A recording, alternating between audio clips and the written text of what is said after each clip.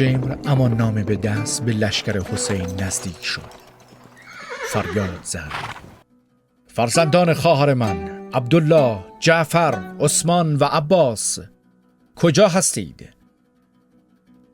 آنها را خواهرزاده خواند، چرا که مادرشان ام البنین هم مانند خودش از قبیله بنی کلاب بود. حسین که بانگ شمر را شنید به عباس و دیگر برادرانش گفت: جوابش را بدهید. درست است که او مردی فاسق است، اما به هر حال با شما پیوند فامیلی دارد. بروید ببینید چه میگوید. فرزندان ام البنین به شمر گفتند: کارت چیست؟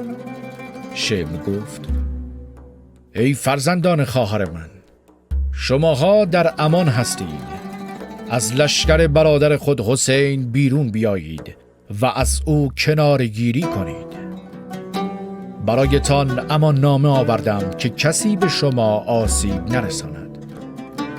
اما عباس خشمگین شد و گفت: ای دشمن خدا، آیا از ما میخواهی از برادر و مولای خودمان حسین پسر فاطمه دست برداریم و از دشمنانش اطاعت کنیم؟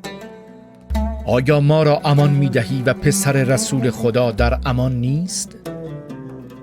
بریده باد دستانت و لعنت بر امان نامه‌ای که